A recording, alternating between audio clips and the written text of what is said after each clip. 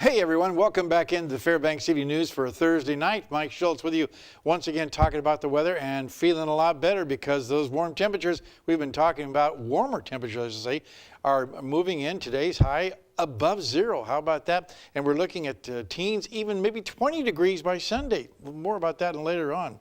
Today, or I should say, last night we were supposed to have auroras. I didn't see any, but in November, Jacob Bowler was able to capture this November aurora. What a gorgeous shot that is.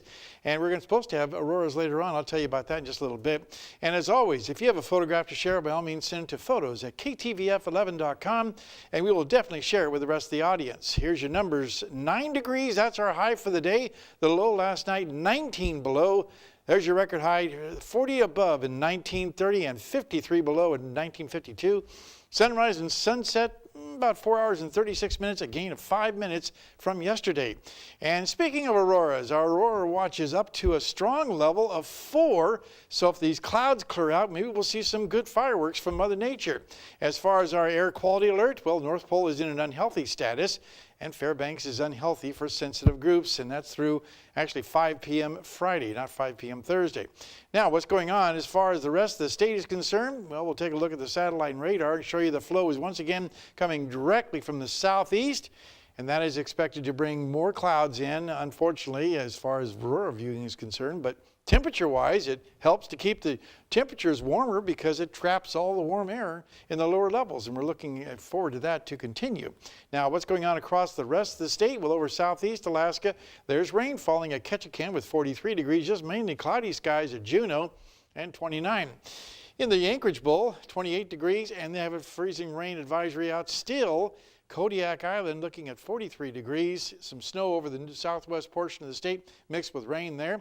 Up in the North Slope, 1 degree below at Barrow, and Fort Yukon, 13 below. A few days ago, they were 38 below. That's good to see too. What's going on across the rest of the lower 48? Up and down the west coast, once again, very nice weather. Kind of chilly in Seattle, 46 degrees there. It's warmed up a little bit at Denver, 47.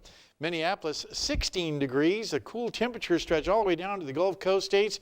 35 degrees in New Orleans, Atlanta 33, and New Orleans looking at some rain, very cold rain falling there.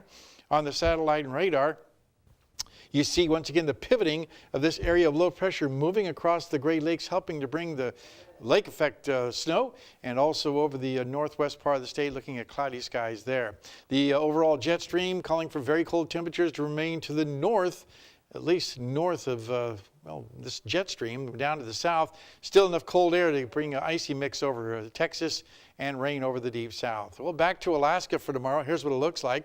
On the northern sections, mostly clear skies for Barrow and Fort Yukon, but mostly cloudy skies in the Nome area.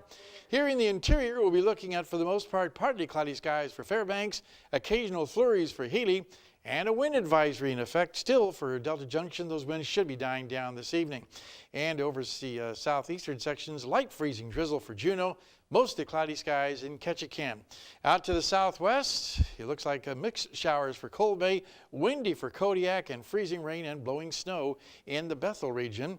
While over the Anchorage Bowl, again looking at freezing rain advisories, be tapering off this evening, and Homer also looking at snow and freezing rain, and then more snow around the Valdez area. All right, here's our forecast. Actually, we're looking at, once again, our kids' weather for tonight, and the kids' weather all this week has been from Pearl Creek Elementary School. Here's a young man with a weather question for me.